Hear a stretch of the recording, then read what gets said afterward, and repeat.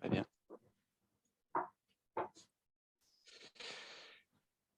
Alors, je suis le docteur Guilbert du service de radiothérapie de Reims et de Soissons. Et donc, je remercie le comité scientifique de m'avoir invité pour ces 9e journées d'oncologie radiothérapie de Constantine pour parler avec vous de l'irradiation mammaire hypofractionnée après chirurgie conservatrice. Donc, on sait depuis la publication de la méta-analyse de l'EBC-TCG dans le Lancet en 2011 que la radiothérapie post-opératoire augmente le contrôle local de la maladie et surtout la survie spécifique, quels que soient les sous-groupes, d'où l'intérêt de ce traitement post-opératoire. Donc, je me suis basé sur la sélection bibliographique du thésaurus de l'Institut national français du cancer, intitulé « Traitements locaux régionaux des cancers du sein non métastatiques », publié en octobre 2021. Et nous aborderons les points suivants lors de cette présentation, c'est-à-dire l'efficacité des traitements hypofractionnés, les toxicités aiguës et tardives, les résultats esthétiques et enfin quelques mots sur l'observance des traitements hypofractionnés. Donc, cette sélection bibliographique recoupe les articles si nommés entre 2011 et 2020 et donc la base est vraiment concerne uniquement les cancers du sein non métastatiques traités par traitement conservateur.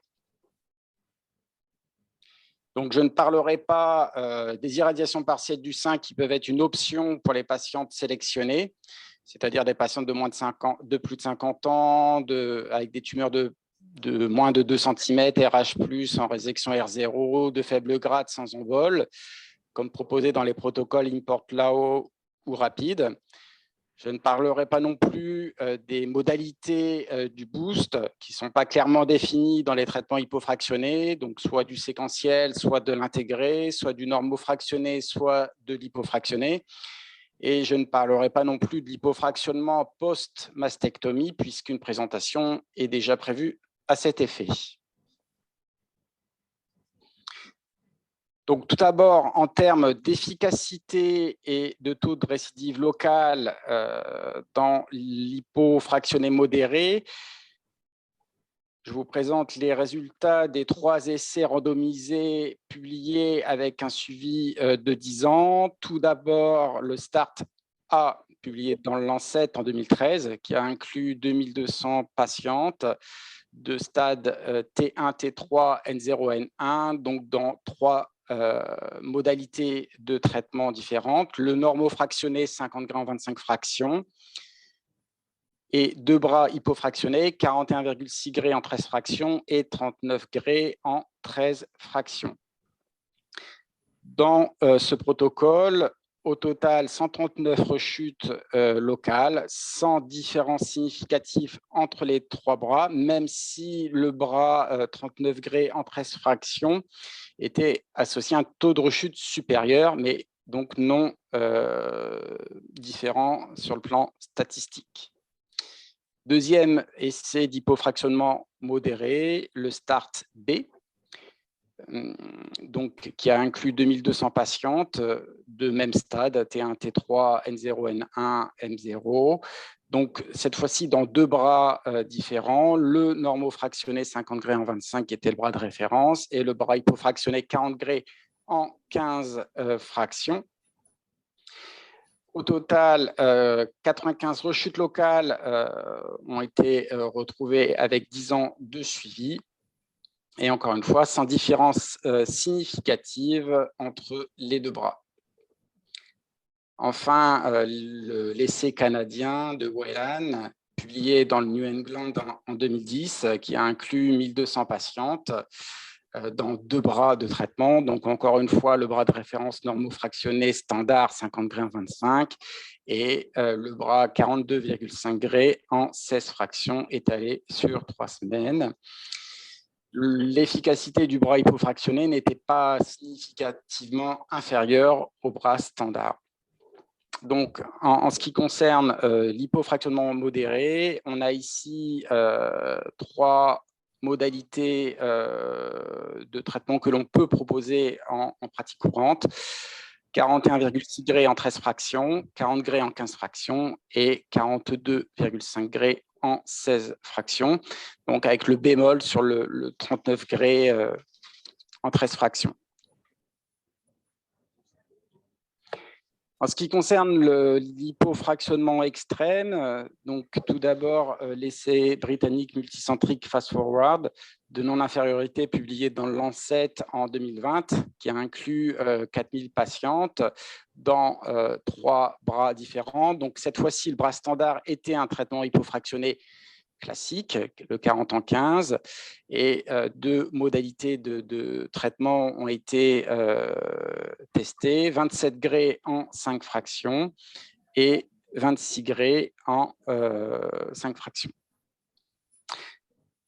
Le nombre de récidives à 5 ans, puisque là on est sur 5 ans de suivi, était de 79. Il n'y avait pas de différence significative dans les 2 bras testés par rapport au bras de référence 40 Gray en 15 fractions du protocole START-B.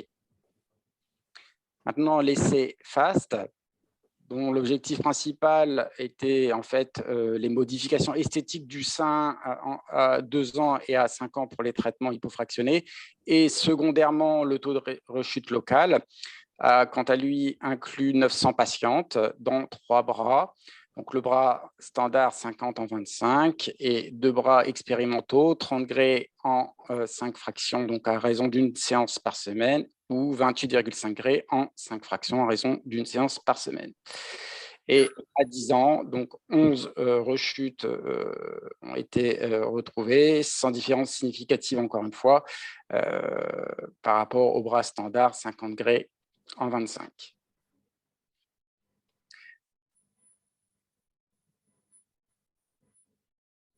En ce qui concerne la toxicité aiguë, donc en cours de traitement, donc, tout d'abord pour les traitements en hypofractionné modéré, plusieurs analyses ont été réalisées, notamment Vallée qui a publié une méta-analyse en 2017 qui portait sur 5 études comparant les traitements normaux et hypofractionnés. La toxicité cutanée était moindre dans les traitements hypofractionnés, avec un risque relatif de 0,36.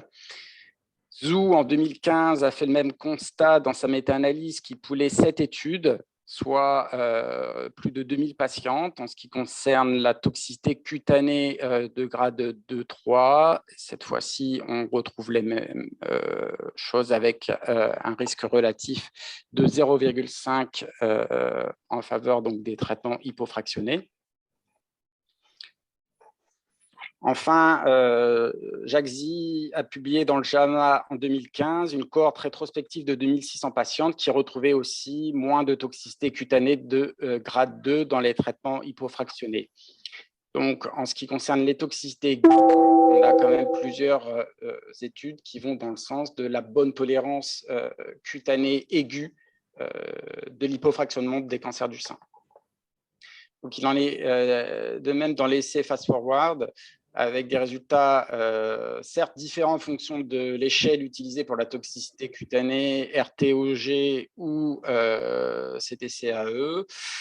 On peut voir que dans le bras 27 Gray en 5 fractions, il y avait davantage de toxicité cutanée de grade 3 selon l'échelle CTCAE.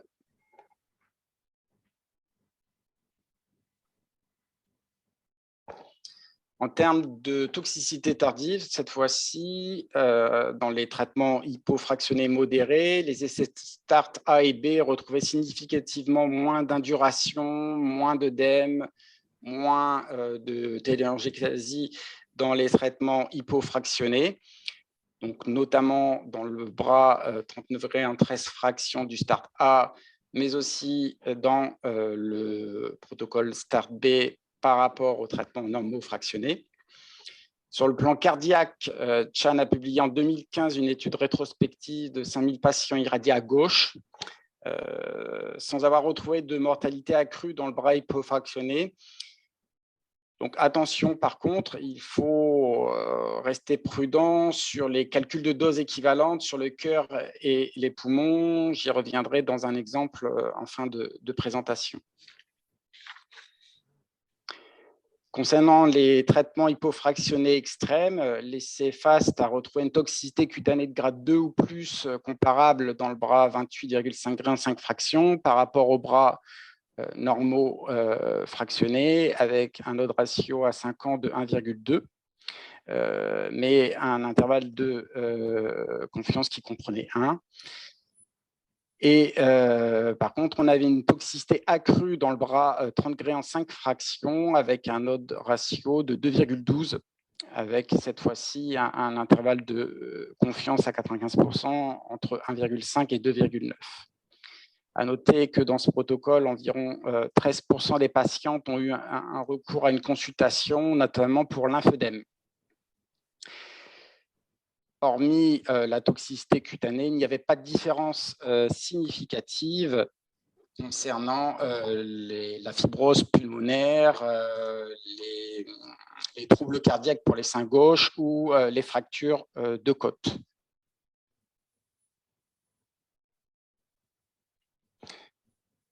À propos des résultats esthétiques dans l'hypofractionnement modéré, l'essai canadien de Whelan n'avait pas retrouvé de différence significative entre les deux bras, avec un résultat évalué comme bon ou excellent à 10 ans de 71% dans le bras normaux fractionné et de 70% dans le bras hypofractionné selon l'échelle du RTOG. Donc, il va de 1 excellent, 2 bon, 3 moyen et 4 mauvais. Svanik, en 2016, a publié une étude qui randomisait 287 patientes de stade 0 à 2 entre le normofractionné 50 grés en 25 fractions et 42,56 grés en 16 fractions. L'évaluation esthétique était réalisée par le médecin en utilisant le Breast Cancer Treatment Outcome Scale à 0 mois, 6 mois, 12, 24 et 36 mois. Et encore une fois, il n'y avait pas de différence significative, comme on voit ici, entre le traitement conventionnel en bleu et le traitement hypofractionné ici en rouge. Enfin, l'essai FAST a évalué donc les modifications morphologiques du sein par photographie à 2 ans et 5 ans, puisque c'était l'objectif principal de cet essai. Et il avait été retrouvé de façon significative plus de modifications dans le bras 30 grés en 5 fractions par rapport au bras normaux fractionnés, mais pas de différence significative dans le bras 28,5 grés en 5 fractions.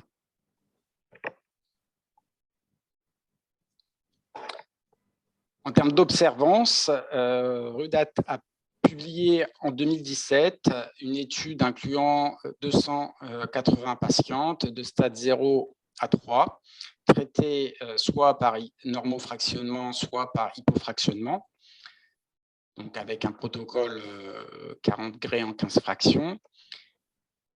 La non-compliance consistait en le non-respect d'au moins une séance planifiée tout au long du traitement. Donc, on peut voir que dans le bras hypofractionnement, il y avait 13% des patientes qui n'étaient pas compliantes et environ 27% des patientes qui n'étaient pas dans le bras normofractionnement. En analyse multivariée, le seul facteur qui influait la non-compliance au traitement était le normofractionnement avec un hazard ratio de 2,3.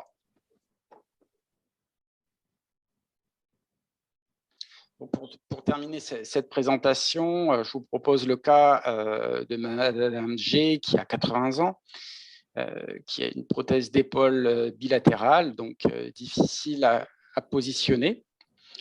Elle a été opérée par un geste conservateur le 26 août et donc il s'agissait d'une tumeur T2 N0 de grade 1, récepteurs hormonaux positifs, HER2 négatif. Et donc, en réunion de concertation pluridisciplinaire, avait été proposée une radiothérapie, une hormonothérapie. Et donc, il lui a été proposé, vu son âge, vu son origine géographique et ses comorbidités, un traitement hypofractionné extrême avec 28,5 grès en 5 fractions en raison d'une séance par semaine. Donc, elle a été traitée en technique conformationnelle avec un recalage à chaque séance par COMBINE-CT. Donc là, juste pour attirer l'attention sur la nécessité d'être très vigilant quand on contourne les organes à risque, la nécessité d'avoir une homogénéité de la répartition de la dose dans le volume mammaire, et puis d'être très vigilant aussi aux contraintes aux organes à risque dès lors qu'on quitte le fractionnement standard. Donc, si on considère que le cœur a un alpha sur bêta 3, on essaye d'éviter une dose moyenne au cœur supérieure à 2,5 grès. En ce qui concerne le poumon, avec un alpha sur bêta 3, la contrainte au V20 devient une contrainte au V12. Concernant le foie, la contrainte au V30% devient plutôt une contrainte au V13. Donc, voilà, il faut être vigilant sur les doses des organes à risque et essayer d'être homogène vraiment sur le PTV, donc soit en technique 3D, soit en IMRT, si vraiment on voit qu'il y a des zones de surdosage à l'intérieur du sein. Voilà, je crois que j'ai fini ma présentation.